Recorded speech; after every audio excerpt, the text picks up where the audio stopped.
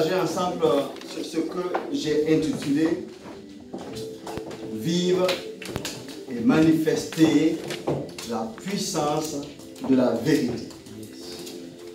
Vivre et manifester la puissance de la vérité. Nous allons prier. Notre Père Céleste, dans le nom de Jésus, nous sommes là en ta présence. Nous sommes là pour toi. Nous sommes là pour t'élever et nous sommes là pour t'écouter. Saint-Esprit, tu es déjà au contrôle de toutes choses. Je me soumets à ta personne afin que tu puisses l'utiliser, afin que chaque parole de ma bouche soit inspirée par toi et que la puissance de Dieu accompagne chaque parole pour atteindre les objectifs de Dieu dans chacune de nos vies. Nous ne sommes pas dans un club, nous sommes à la rencontre de Dieu Tout-Puissant. Nous ne repartirons pas comme nous sommes venus. Nous serons impactés par la parole, parce que c'est la parole de Dieu. Saint-Esprit, fais ton œuvre en nous, au milieu de nous, pour ta seule gloire. Amen. Amen. Gloire à Dieu. Amen. Gloire à Dieu. Amen. Alléluia. Donc ce thème, c'est, j'allais dire, c'est un boulevard, c'est large. Mais par la grâce de Dieu, nous allons pouvoir comprendre ce que Dieu veut que nous puissions comprendre. Ma prière, c'est que chacun puisse recevoir ce que le ciel a prévu qu'il reçoive.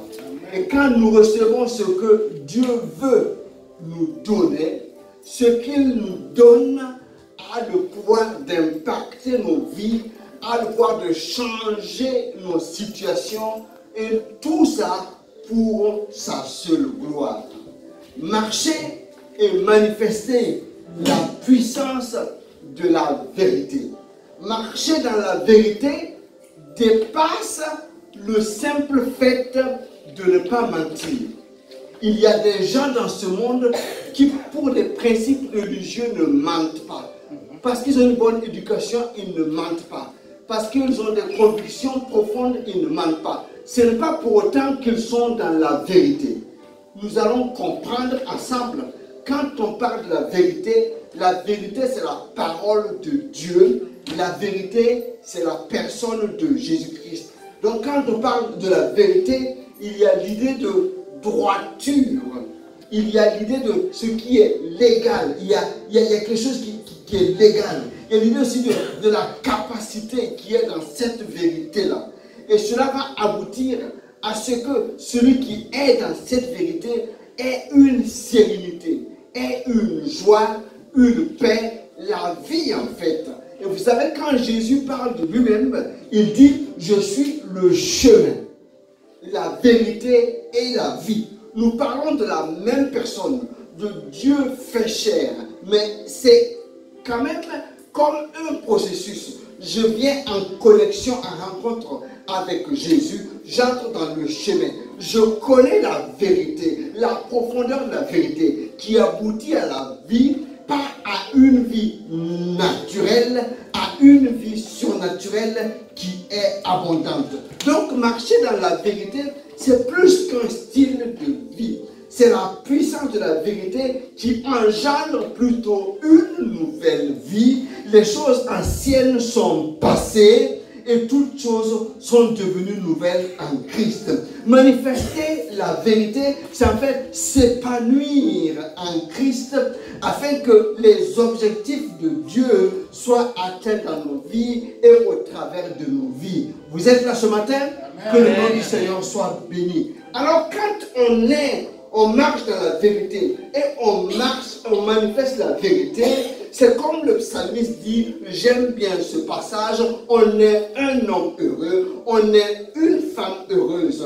Et celui-là, oui c'est là, Psaume chapitre 1, verset 1, ne marche pas selon le conseil des méchants.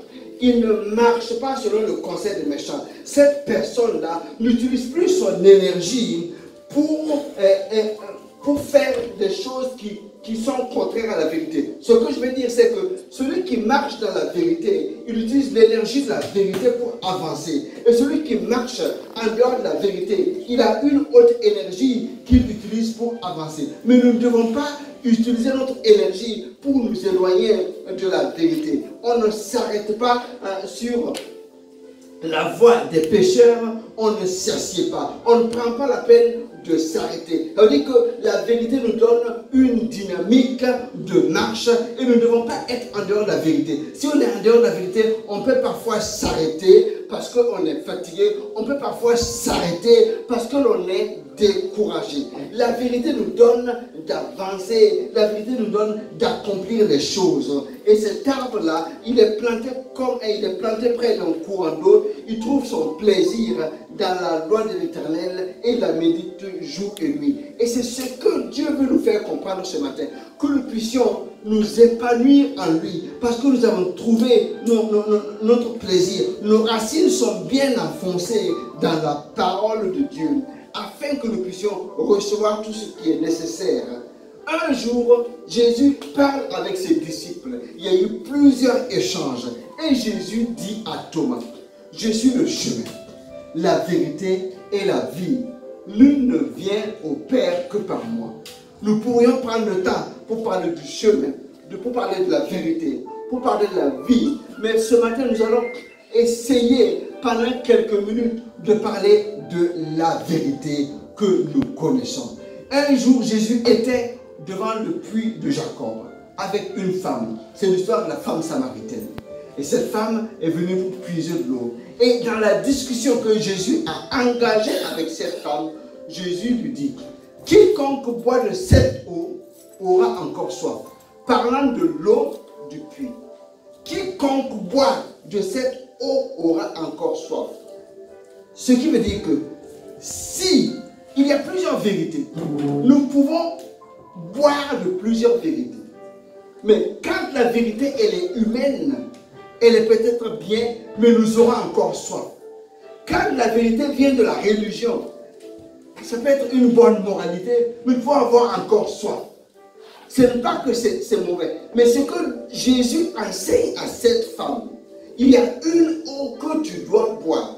Et quand tu boiras de l'eau que je te donnerai, en parlant de sa propre personne, l'eau que je lui donnerai, l'eau que je te donnerai, deviendra pour toi une source qui jaillira jusqu'à dans la vie éternelle. Ce matin, ce que je voulais partager avec vous, c'est que nous puissions aller à la source qu'est Jésus, pour boire de cette eau de vie, afin que nous n'ayons plus soif, afin que nous ne soyons plus là à courir de gauche à droite, cherchant d'autres vérités, cherchant d'autres eaux. Non, nous avons trouvé l'eau, nous avons trouvé la vérité. Et c'est celle-là qui doit nous désaltérer jour après jour. Et celle-là doit couler en nous jusque dans la vie éternelle. Donc je vous demande quelques minutes d'attention ce matin et que nous puissions ouvrir nos cœurs afin de recevoir une eau vive, afin de recevoir une parole de vérité qui est là pour nous faire du bien ce matin.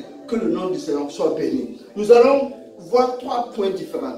La puissance de la vérité libère, la marche dans la vérité sécurise notre destinée, et 3e point, dans la profondeur de la vérité, la révélation suscite la foi et nous amène à chercher le cœur de Dieu. Je vais redire les points au fur et à mesure et nous allons savoir poursuivre.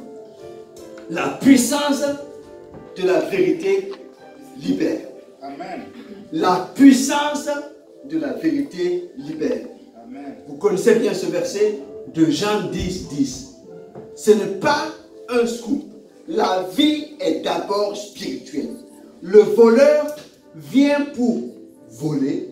Ça c'est la version du semeur. Pour tuer et détruire. Moi, je suis venu afin que les hommes aient la vie, une vie abondante. Quand on parle du voleur qui vient voler, c'est vrai que le voleur peut voler des choses matérielles qui peuvent nous faire du mal, mais en fait, quand le Satan vient, ce n'est pas ça qui l'intéresse d'abord. Quand nous essayons de comprendre, le voleur vient voler ta joie. Il vient voler ta paix. Quand il vient pour voler ta joie, il vient pour voler ta paix, ta sérénité, ta tranquillité. Et quand il vole cela, et tu ne prends garde, il tue ta foi. Le voleur vient voler ta joie, ta paix. Il tue ta foi. Parce que quand tu n'es plus en paix, quand tu n'as plus la joie, en fait, ta foi s'effondre. Vous me suivez? Oui. Et quand il tue ta foi, il détruit ton avenir. Donc, il vient voler ta joie et ta paix. Il tue ta foi. Donc, tu n'as plus foi en Dieu. Et là, il vole ton avenir. Il détruit ton avenir. C'est ce que j'ai compris par rapport à ce verset de Jean 10, 10. Mais Jésus est venu pour te donner une vie nouvelle et une espérance éternelle. Donc, c'est deux choses complètement différentes. La vérité est celle-ci. L'ennemi est là. Ce n'est pas d'abord notre matériel qu'il veut s'attaquer, c'est d'abord notre cœur pour voler notre joie, notre paix, afin que notre foi s'effondre.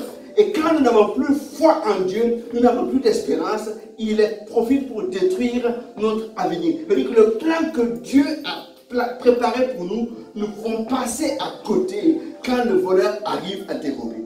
Mais gloire à Dieu, Jésus est venu. La vérité est venue afin que nous puissions avoir une vie nouvelle et que nous ayons une espérance éternelle.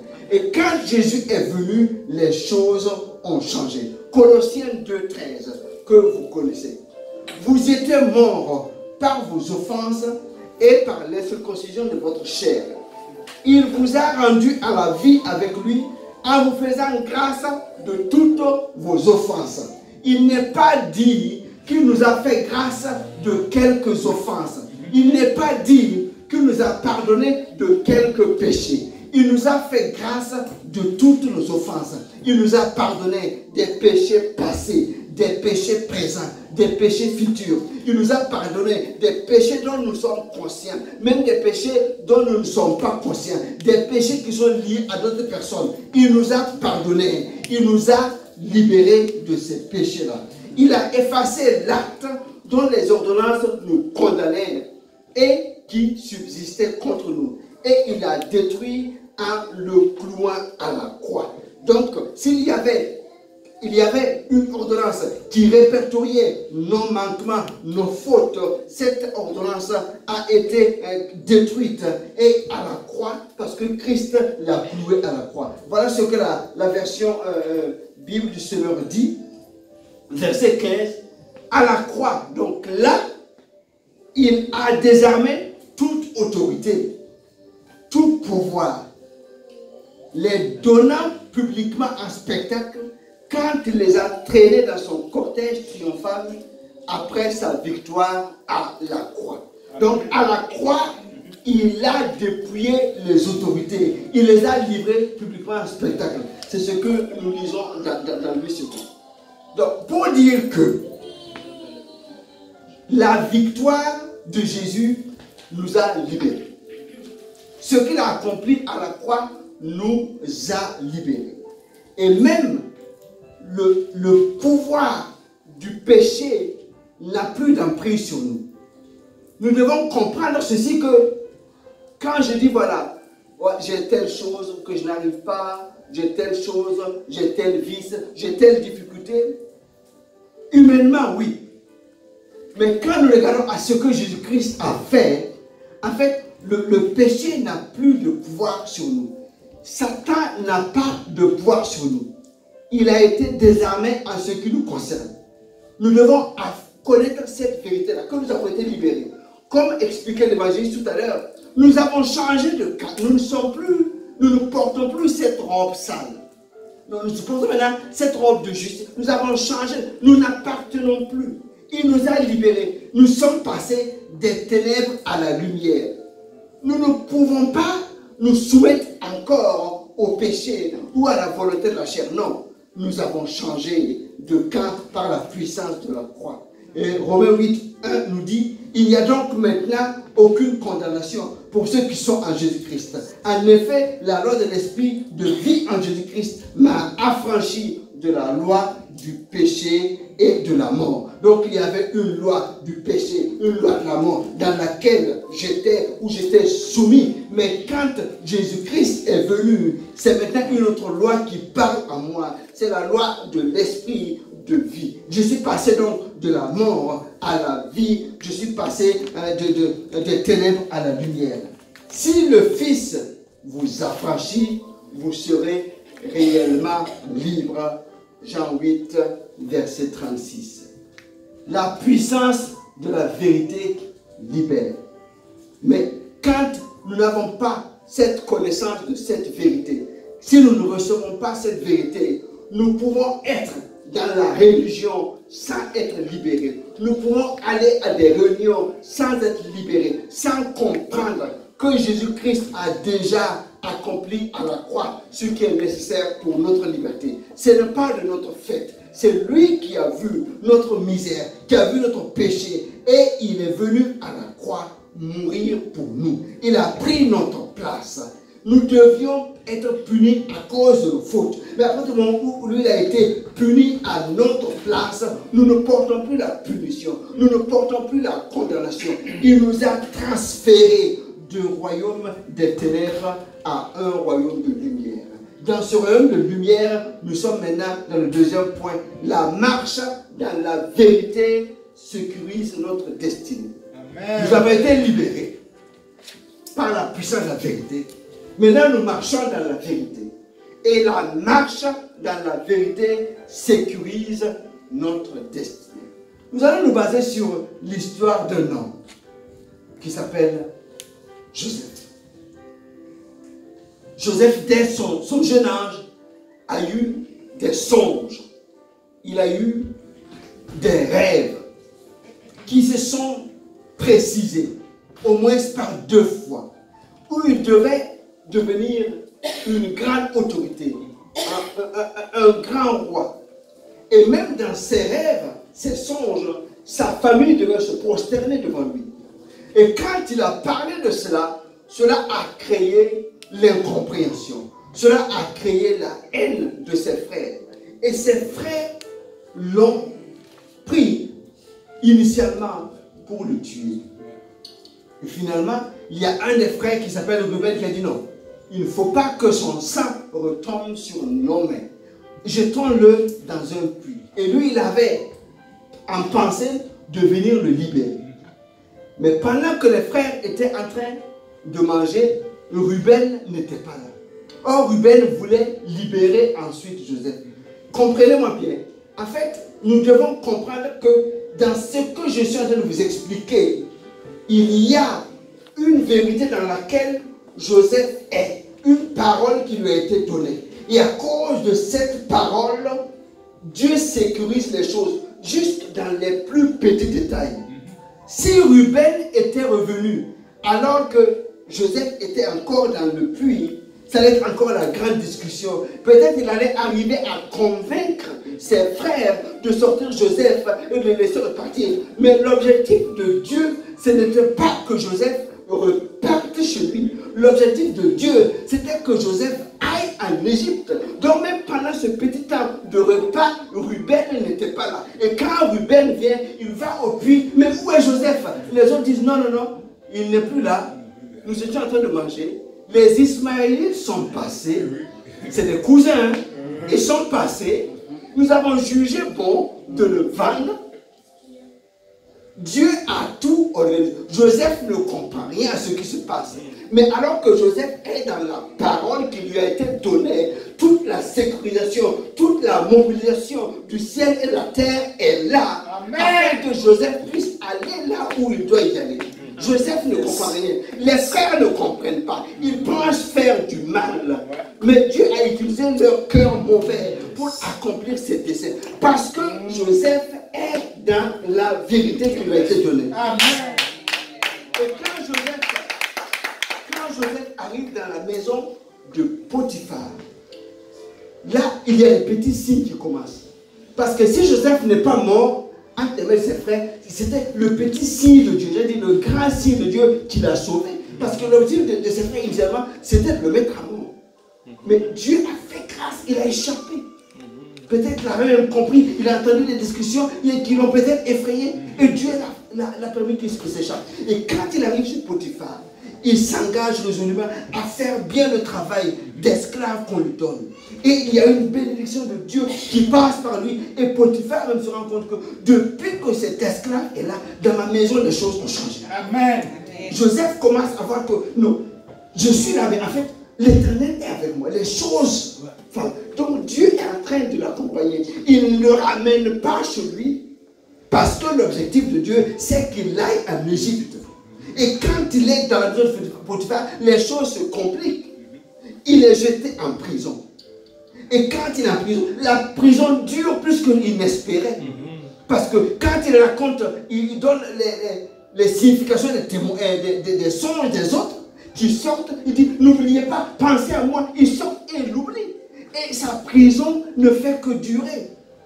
Mais en fait, dans tout cela, Dieu est en train de conduire les choses. Parce que Dieu a donné une parole, un songe. Et le temps n'était pas encore venu. Donc, mais rien ne pouvait arriver à Joseph. Même s'il y a des turbulences, même s'il y a des hauts, même s'il y a des bas. Parce qu'il y a une parole qui était donnée. Même l'ennemi ne peut pas empêcher cela. Tant que Joseph est dans cette parole. Amen. Donc Joseph est là, il ne comprend pas, mais il s'attend toujours à Dieu. Parce que dans la prison, on le nomme le chef, parce qu'il fait bien les choses. Il fait bien les choses. Jusqu'au jour, jusqu'à l'heure où même Pharaon fait un songe et il ne comprend pas. Un songe qui s'est répété 2 fois. Et personne ne peut lui expliquer ce qui se passe. Et finalement, on se rappelle que Joseph, il donne des explications à des songes. Et voilà, on fait sortir Joseph.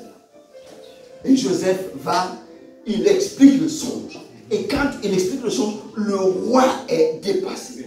Il parle la sagesse qu'il y a dans cet homme. Et voilà ce qu'il déclare dans Genèse 41, verset 39. Et Pharaon dit à Joseph, puisque Dieu t'a fait connaître toutes ces choses, il ne parle pas de ces dieux. Il ne parle pas des dieux d'Égypte. Il dit, Dieu, en parlant du Dieu de Joseph, puisqu'il t'a fait connaître toutes ces choses, il n'y a personne qui soit aussi intelligent et aussi sage que toi. Dieu a mis en toi une sagesse, une intelligence qui dépasse le commun. Donc, moi, je vais connecter avec ce Dieu-là que je ne connais pas. Heureusement, ce Dieu a envoyé quelqu'un dans lequel il a mis sa sagesse. Donc, je veux que tu sois à mes côtés. Donc, il faut que je t'élève parce que j'ai besoin de la sagesse de ce Dieu-là. Je t'établis sur ma maison et tout mon pays obéira à tes ordres. Le trône seul m'élèvera au-dessus de toi. À partir de cet instant, en quelques heures, je veux dire en quelques minutes, la situation a totalement changé. Le rêve, le songe qu'il avait eu des années auparavant, Dieu a tout sécurisé afin que, au moment que Dieu avait décidé, ce songe, ce rêve prenne réalité. Amen. Quelque temps plus tard, les frères de Joseph sont là. Et à leur grande surprise, celui qui est là, qui gouverne l'Égypte, c'est leur frère qu'ils avaient failli faire mourir. C'était une rencontre qui était difficile, avec des pleurs de la part de Joseph, avec des cris. Mais je pense que les frères étaient vraiment mal dans leur peau. Chapitre 50, verset 20 de Genèse. Voilà ce que Joseph leur dit. Vous aviez médité de me faire du mal. Dieu l'a changé en bien pour accomplir ce qui arrive aujourd'hui pour sauver la vie à un peuple nombreux. Amen.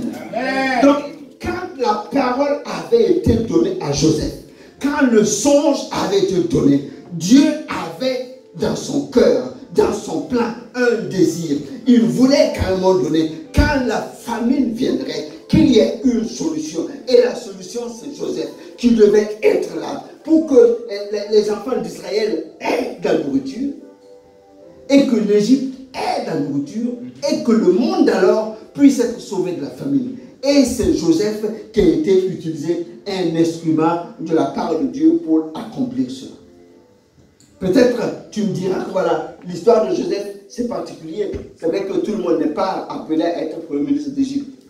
Mais par rapport à ce que Dieu veut accomplir dans ta vie, si tu es attaché à ce désir de Dieu, à cette parole de Dieu pour toi, il va sécuriser ta destinée. C'est comme aime dire un homme de Dieu. L'avion qui crachera, tu ne seras pas dedans. Amen. Amen. Le mariage qui échouera, tu ne seras pas dedans. Amen. Le travail qui va te détruire, tu ne seras pas dedans. Amen. Dieu va utiliser. Donc il y aura des moments où peut-être des petits graissements dedans. Tu n'es pas très content. Tu n'es pas très satisfait sur le coup. Mais en fait, Dieu est en train de conduire les choses parce qu'il a un objectif à atteindre. Il veut que ce qu'il a prévu s'accomplisse. Mais quand cela va s'accomplir, c'est pour le bien de plusieurs, pour le bien de ta famille, pour le bien de ceux qui sont autour de toi. Mais la sécurité n'est pas ailleurs que d'être dans la parole de Dieu.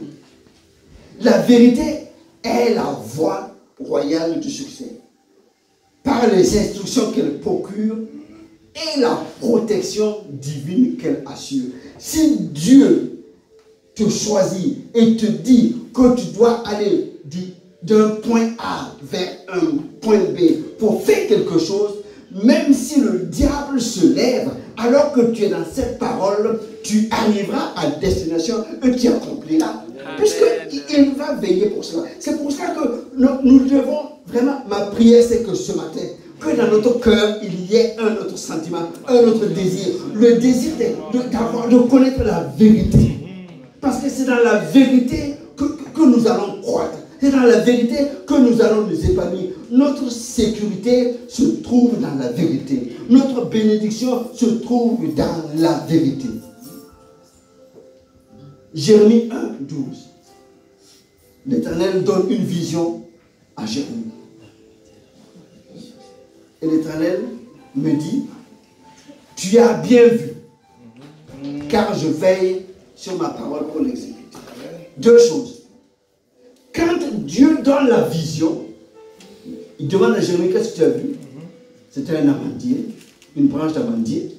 Il dit, tu as bien vu, frères et sœurs, que Dieu nous donne, par son esprit, de voir comme il veut que nous voyions. Amen. C'est très important. Parce qu'en fait, il y a des situations dans lesquelles nous pouvons être. Et nous avons une lecture qui est complètement différente de la lecture qu'a Dieu. Il faut que nous puissions voir comme Dieu voit. Que nous puissions voir comme il veut que nous voyions. Amen. Ça, c'est vraiment, nous devons aspirer à cela. Quand une situation est trouble, Seigneur, qu'est-ce que tu veux que je voie? Qu'est-ce que tu veux que je perçoive? Qu'est-ce que tu veux que je comprenne? Dieu veille sur sa parole pour l'exécuter. Que Dieu nous donne de voir les choses comme lui il voit. Vraiment, ma prière ce matin pour chacun de nous, c'est que notre vision des choses corresponde à la pensée et à la parole de Dieu pour chacune de nos vies. C'est pour ça que Dieu, il parle à Josué, Josué 1:8, alors qu'il a pris la place de Moïse pour conduire le peuple dans la terre promise. Que ce livre de la loi ne soit un point de ta bouche, médite-le jour et nuit, pour agir fidèlement selon tout ce qui y est écrit. Car c'est alors que tu auras du succès dans tes entreprises c'est alors que tu réussiras. Amen. Ne t'ai-je pas donné cet ordre? Fortifie-toi et prends courage. Ne t'effraie point, ne t'épouvante point, car l'Éternel, ton Dieu, est avec toi dans tout ce que tu entreprendras. La vérité, la marche dans la vérité sécurise notre destinée. Suivez-moi bien. Quand nous sommes dans la vérité nous donne la paix et bannit la crainte et bannit la peur. Dans certaines situations, quand nous sommes dans la crainte, quand nous sommes dans la frayeur, nous grandissons, nous croissons, même le danger qui est devant de nous. Alors que quand nous avons la vérité de Dieu à nous et pour nous, même si la situation qui est devant nous, elle est dramatique, notre confiance n'est pas en nous. Notre confiance est dans la parole de vérité qui nous a été donnée. Alors, à chaque fois que dans notre marche, nous avons perdu notre joie, ça veut dire que nous devons revenir à la vérité de la parole. Quand nous avons perdu notre paix, sonnette d'alarme, nous devons revenir à la vérité de la parole. Quand nous sommes épouvantés, nous devons venir à la vérité de la parole. Parce que cette parole-là, elle a la capacité de nous donner, de triompher, mais elle nous donne davantage de la paix, de la sérénité et du courage. C'est pour cela que la parole dit, fortifie-toi et prends courage. Ça veut dire que, espère, non, c'est difficile, mais fortifie-toi, prends courage, mets ta foi dans cette parole de vérité que je te donne. Cette parole, elle éclaire le panorama. Cette parole, elle donne le courage. Elle bannit la peur, comme je venais de le dire, et nous devons nous attacher à marcher dans la vérité de la parole. Quand nous sommes dans cette vérité de la parole, dans laquelle nous marchons, Dieu fait concourir toutes choses, afin que s'accomplisse ce qu'il a prévu avant la fondation du monde. Alors que nous marchons dans la vérité de la parole, il y a tous les jours un choix à faire, parce que la vie est d'abord spirituelle. Il y aura aussi d'autres vérités qui vont venir à nos oreilles, qui vont venir à nos yeux, et qui vont venir pour nous détourner de la vérité. Mais nous devons rester dans la vérité de la parole. Ce que la parole de Dieu a dit de nous, ce que la parole de Dieu a fait comme promesse, c'est sur celle-là que nous devons nous fonder, c'est sur celle-là que nous devons marcher et avancer. Amen. Amen. Troisième point. Dans la profondeur de la vérité, donc, la vérité, elle n'est pas si simple que ça. Ce n'est pas juste un point. Elle est profonde, elle est large. Dans la profondeur de la vérité, la révélation suscite la foi. La foi, elle vient de la vérité. Et elle nous donne de chercher le cœur du Père. Nous sommes intéressés par ce qui est dans la main du Père. Mais la révélation de la vérité nous donne de chercher d'abord le cœur du Père. Et la main du Père va se mouvoir par la suite. Amen. Amen.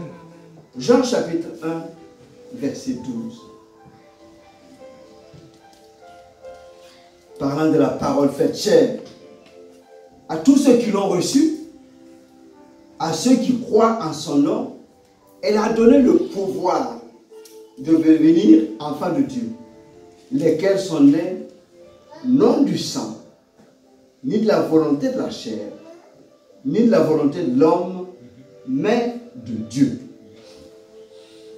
Et la parole a été faite chair, elle a habité parmi nous, pleine de grâce et de vérité.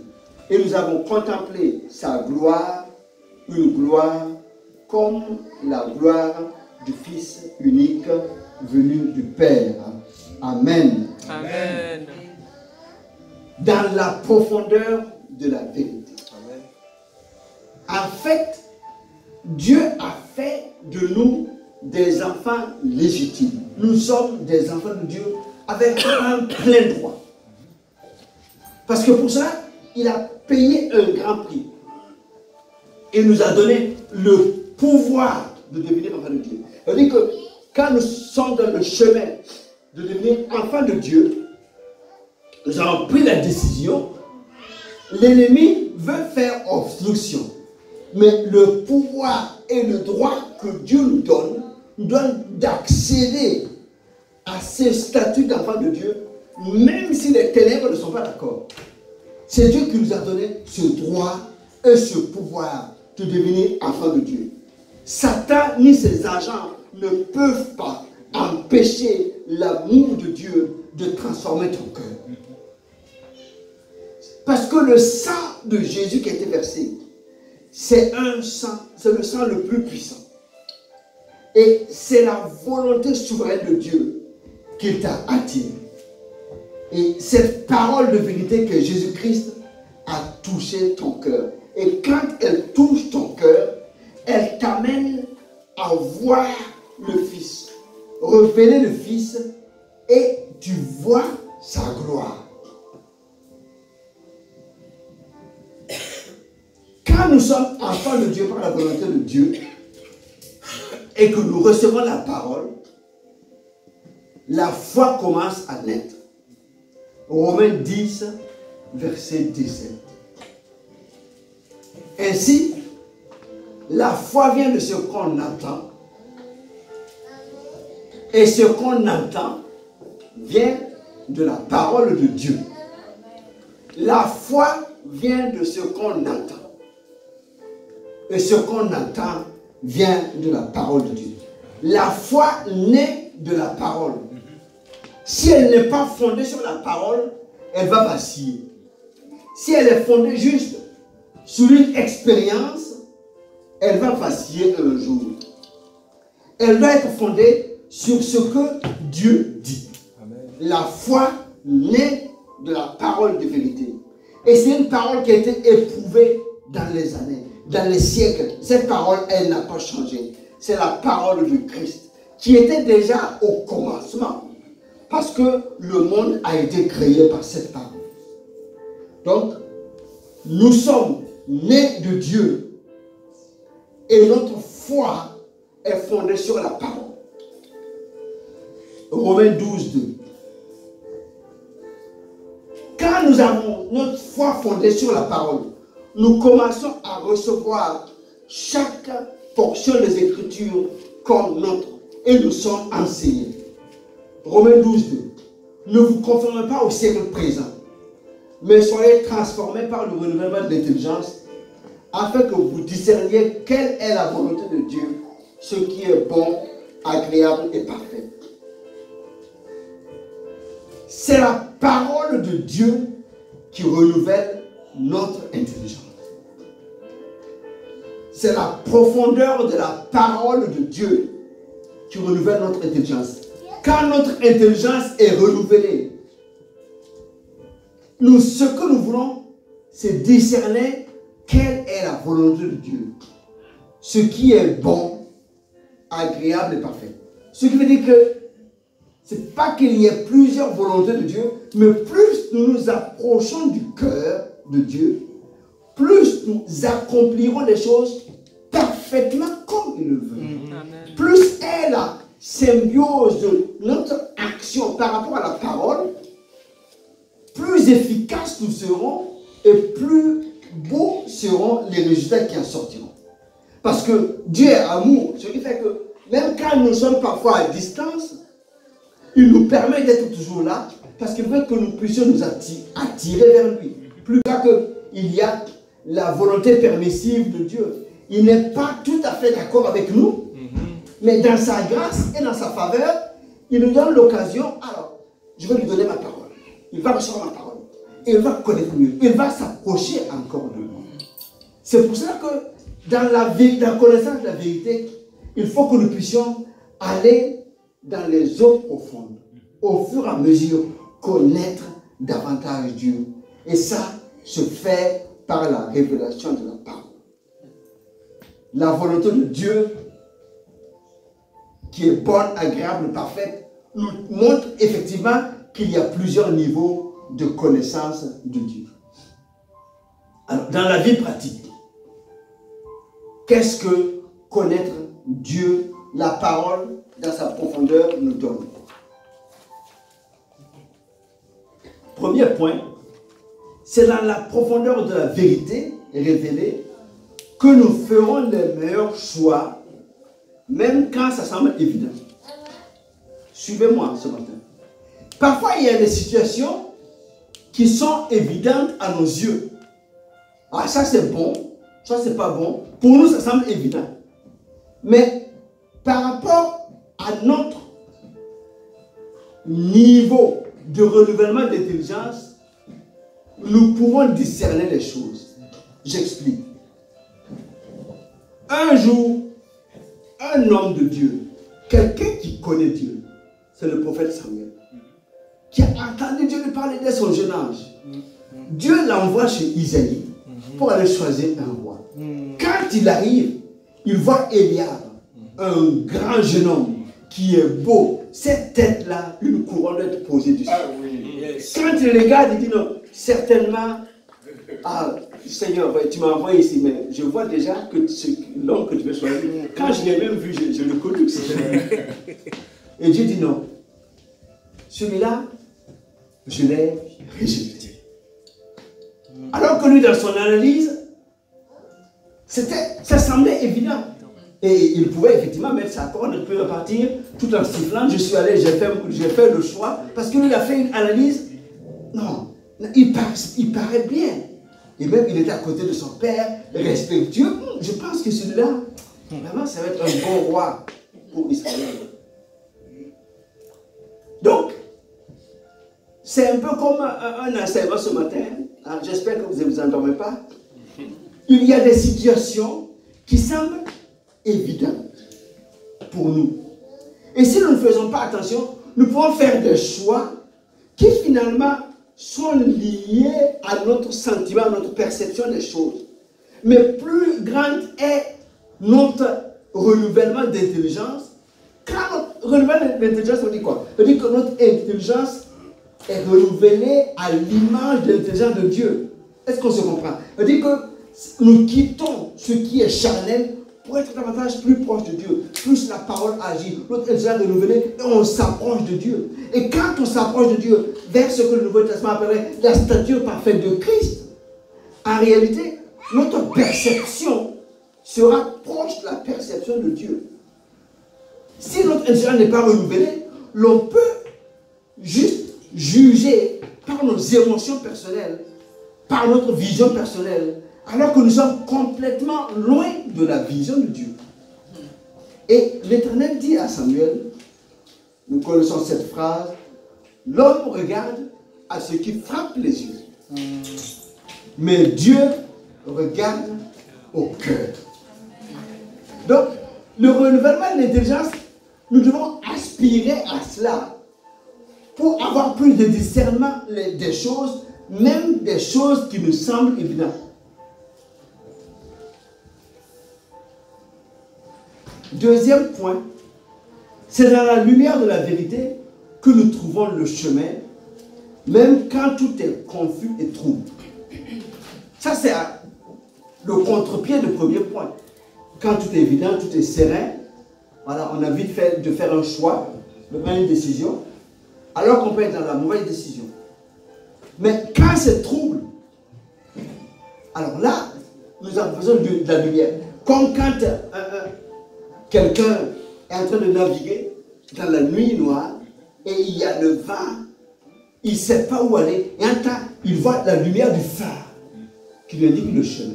C'est ce que la vérité fait. Et nous pouvons avoir plusieurs informations qui sont confuses, plusieurs situations qui sont difficiles, mais comment faire dans notre cœur, alors que notre intelligence est renouvelée? Il y aura la vérité qui va poindre comme une lumière. Parce que nous n'allons pas nous précipiter, parce que ça court à gauche, à droite, parce que c'est difficile. Non, non, non. Nous allons prendre le temps et dire, Seigneur, dans cette situation confuse, je veux mettre mon pied dans la vérité. Je vais avancer dans la vérité. Et cela va commencer à être comme une lumière qui jaillit, qui va nous aider, qui va nous donner la force, soit d'attendre, qui va donner le courage, soit de faire un grand pas de plus, mais qui va nous donner l'attitude la meilleure. Amen. Mais cela se passe par la recherche de la vérité.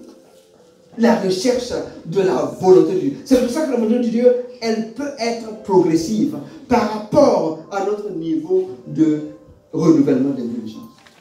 Nous connaissons ce verset de Ésaïe 30, 15.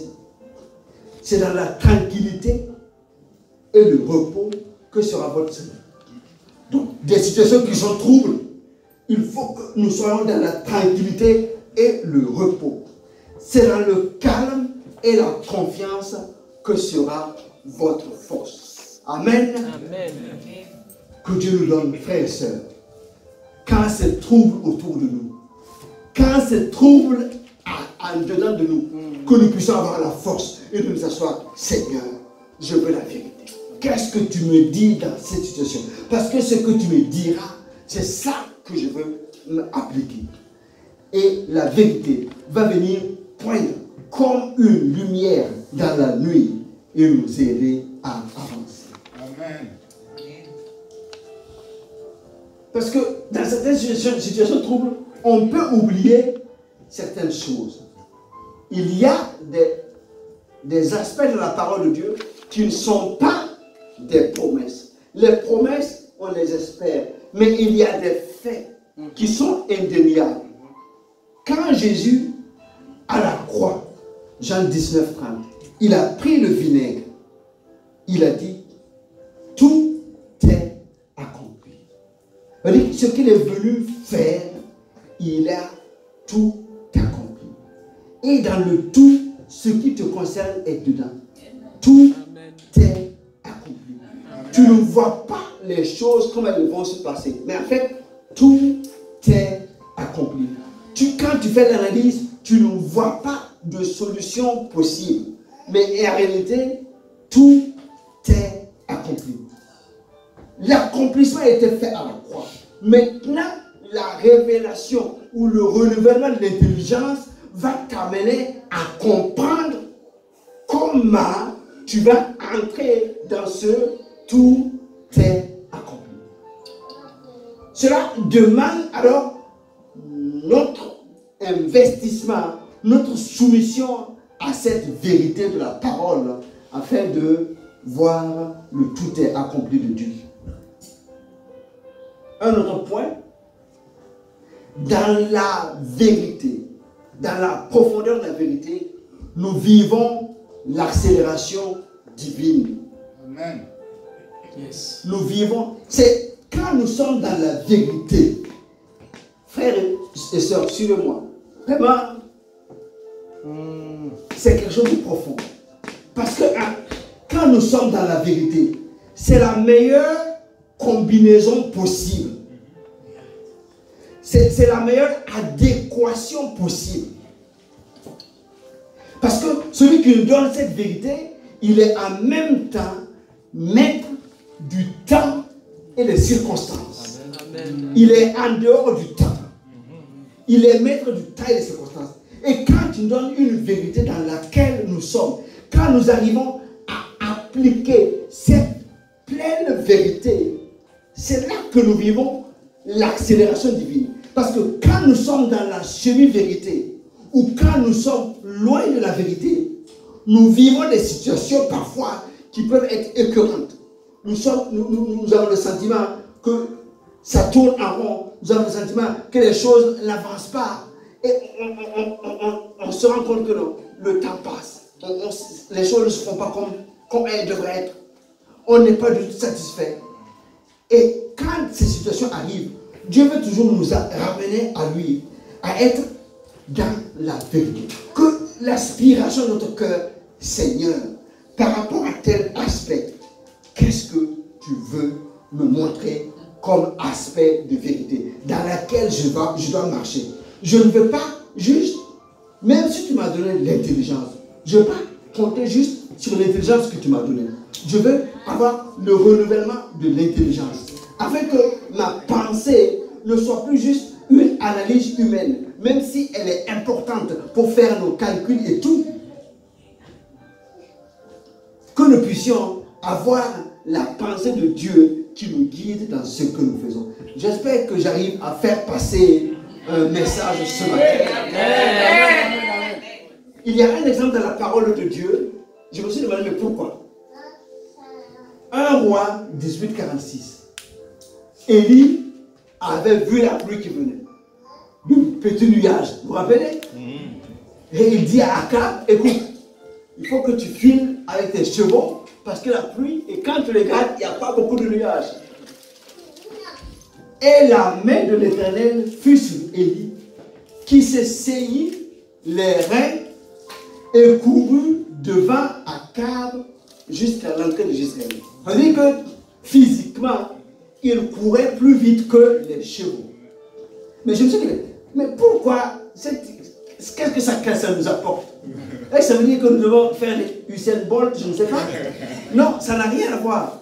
Mais l'idée, c'est qu'il s'est ceint les reins. C'est la ceinture de vérité.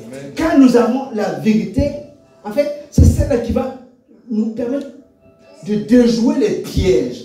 Je ne sais pas, frères et sœurs, il faut que nous soyons dans la vérité de ce que Dieu veut pour nous. Ça va nous permettre de déjouer les pièges, hein, des embuscades. Hein, comme Élisée qui révélait les positions de l'ennemi, qui était le Syrie. Quand les Syriens venaient pour attaquer Israël, Élisée avait la révélation. Il disait, roi d'Israël, n'allez pas ici, n'allez pas ici. C'est la vérité qui était communiquée par Dieu, qui permettait de déjouer les plans de l'ennemi. Donc, l'ennemi n'a pas la science infuse. Il ne connaît pas tout. Il ne sait pas tout. Il ne peut pas tout. Le seul qui est omnipotent, qui est omniscient, qui est omniprésent, c'est notre Dieu. Amen. Donc quand nous avons sa parole de vérité dans laquelle nous sommes, c'est cette parole, comme nous avons vu au début, qui nous sécurise, mais qui nous donne aussi de vivre l'accélération divine. Amen. Je lis un passage que je n'ai pas donné, c'est dans le psaume 33, verset 16.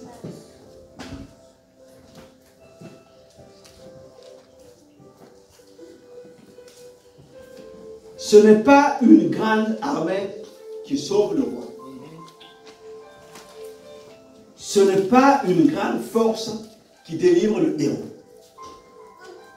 Le cheval est impuissant pour assurer le salut. Et toute sa vigueur ne donne pas la délivrance. Voici, l'œil de l'Éternel est sur ceux qui le craignent, sur ceux qui espèrent en sa bonté, afin d'arracher leur âme de la mort et de les faire vivre au milieu de la famine. Amen. Amen. Nous pouvons compter sur notre propre force, nous pouvons compter sur l'aide des hommes, nous pouvons compter sur nos connaissances. Non, mais le vrai secours se trouve dans la parole donnée par Dieu. Amen. Et cette parole qui est donnée par Dieu peut toucher effectivement quelqu'un qui va intervenir en notre faveur, mais c'est d'abord par la parole. Amen. Dernier point, la parole, la puissance de la vérité nous donne de vivre la guérison divine. Amen. Comme l'évangile nous partageait tout à l'heure. Un jour, il y a un centenier qui est venu voir Jésus. Son serviteur était malade. Il ne se sentait pas très digne. Donc il a demandé au chef religieux des Juifs d'aller voir Jésus et de lui demander de faire quelque chose. Et Jésus se met en mouvement pour aller chez lui. Il envoie d'autres personnes pour dire non, je ne suis pas digne que tu viennes chez moi. Moi, je suis un centenier. J'ai des hommes sous mes ordres. Quand je dis à l'un, va à droite, il va. Quand je dis à l'autre, va à gauche, il va.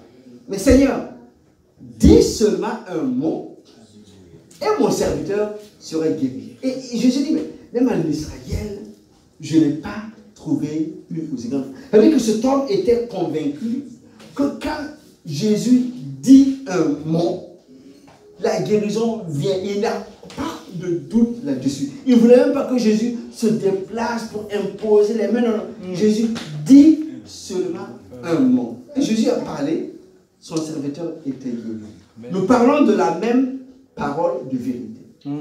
De telle sorte que quand nous sommes en train de lire ou de méditer cette parole, nous devons croire que cette parole a été donnée pour nous, pour tous les aspects de notre vie, que nous devons recevoir avec un bon amen, avec une foi, parce que nous croyons que cette parole est capable de créer, elle est capable de guérir, elle est capable de redonner la vie, elle est capable de relever, elle est capable de fortifier, elle est capable d'éclairer, elle est capable de conduire, parce que nous parlons de Jésus-Christ. Amen. La vérité faite chair, la parole faite chair, c'est Jésus-Christ. Amen. Amen. Nous allons avancer pour terminer. J'arrive à la conclusion. Je vous rappelle que ce que je vous partage ce matin, vraiment ce que Dieu a mis à mon cœur, c'est que nous devons vivre et manifester la puissance de la vérité. La vérité, la puissance de la vérité nous libère du pouvoir du péché.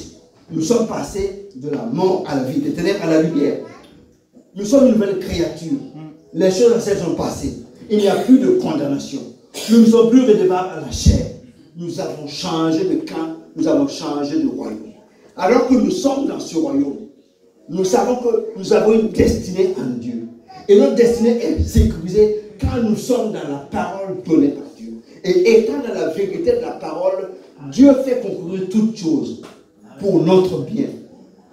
Même les ennemis participent à notre bien. Amen. Et il change le mal en bien. Ce n'est pas juste qu'il annule le mal. Non. Même le mal, il le change en bien. Et à chaque fois que nous sommes dans cette parole, les défis ou les obstacles ne sont pas là pour nous arrêter, mais elles sont là pour nous propulser. Amen. Que nous puissions vraiment être conscients de cela et que nous puissions rester attachés à la vérité de la parole. Et pendant que nous sommes attachés à la vérité de la parole, nous devons aller toujours dans la profondeur de cette vérité-là. Dans le quotidien, dans le petit détail. Qu'est-ce que Dieu veut? Souvent, les situations semblent évidentes. Ne nous précipitons pas. Eliab n'est pas le futur roi d'Israël. C'est David qui est oublié qui doit être le roi d'Israël. Donc il faut la révélation de Dieu pour cela. Et dans les situations que nous pouvons vivre, dans le trouble parfois, on perd notre paix, on perd notre joie. Et la foi est tuée et l'avenir est détruit. Mais Jésus est venu afin que nous puissions avoir la vie et que nous soyons dans l'abondance. Que nous puissions vraiment aller dans la profondeur, chercher la vérité. Seigneur, qu'est-ce que tu veux dans cette situation que je fasse? Et plus notre intelligence est renouvelée, plus nous connectons avec Dieu, plus nous voyons les choses comme Dieu veut que nous puissions voir. Et plus nous agissons comme il veut. Et quand nous sommes près de lui, nos résultats sont beaucoup plus visibles. Nous nous épanouissons. C'est l'arbre qui est planté près du courant d'eau, qui donne son fruit à sa saison. Même le feuillage ne se flétrit pas. Parce qu'il a toujours la connexion avec Dieu. C'est ce que Dieu veut pour nous. Afin que nous soyons des hommes et des femmes heureux. Pas juste heureux parce que nous avons un cœur qui est rempli de joie, mais heureux parce que nous sommes aussi heureux de vivre sur cette terre, par la bénédiction qui nous accompagne sur cette terre, par les miracles et les prodiges qui nous accompagnent sur cette terre. Parce que j'aime bien quand je pense à cela, nous sommes des témoins de Christ. Mais témoins de quoi? Témoins de ce que Jésus a fait dans nos vies, que nous puissions dire et raconter. Je ne mourrai pas, je vivrai, et je raconterai les œuvres de l'Éternel. C'est ce que Dieu veut que nous puissions vivre. Donc nous avons, frères et sœurs, il y a des gens qui sont revenus d'un long voyage là, qui nous ont encouragés pour dire voilà, il faut qu'on se mette dans la prière, dans notre intimité avec Dieu, mais pour vivre quoi? Encore des grandes choses. Amen.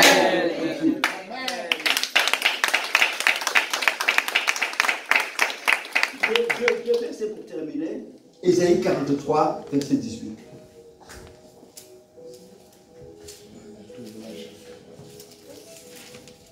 Ésaïe 43, verset 18. Ne pensez plus aux événements passés. Amen. Et ne considérez plus ce qui est ancien. Amen. Ne pensez plus aux... Donc, les événements passés, ils sont nuisibles. Ils sont là pour nous amener. Non, il y a ça là, j'aurais dû faire ça là. Ça, c'est passé. Les insuffisances, passé. Les manquements, ce qui n'a pas été accompli, c'est passé. Voici, je vais faire une chose nouvelle. C'est dans pas longtemps, sur le point d'arriver. Maintenant, est-ce que tes yeux sont ouverts? Est-ce que tu vas reconnaître cela? Je veux faire une chose nouvelle dans ta vie, une chose nouvelle dans ta famille, dans ta situation. Quelque chose de nouveau. Hey, je mettrai un chemin dans le désert. Amen. Mais tu ne mourras pas de soif dans le désert. Amen. Parce qu'un chemin dans le désert, tu peux mourir de soif. Donc pour cela, je mettrai des fleuves dans la solitude. Amen. Pour que tu aies dans ton chemin des oasis, que tu sois restauré. Amen. Amen. Alors ma prière ce matin, notre prière, Psaume 139, verset 23. Sonde-moi, ô Dieu, et connais mon cœur. Éprouve-moi et connais mes pensées. Regarde si je suis sur une mauvaise voie et conduis-moi dans la voie de la vérité. Amen. Amen. Amen. Jean 16, verset 13. Que nous allons lire au présent et non pas au futur, parce que ce dont on parle est déjà arrivé. Amen.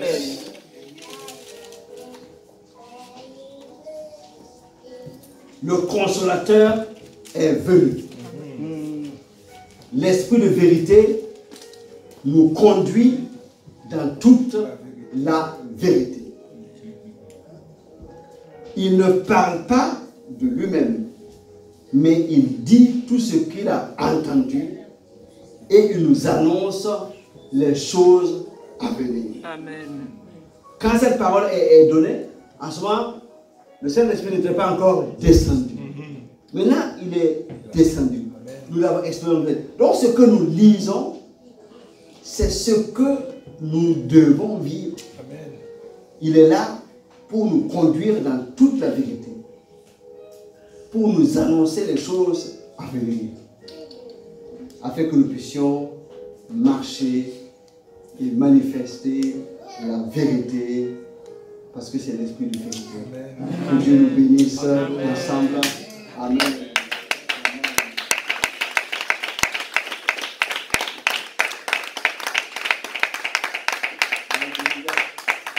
Gloire à Dieu. Nous allons maintenir debout quelques minutes. Gloire à Jésus.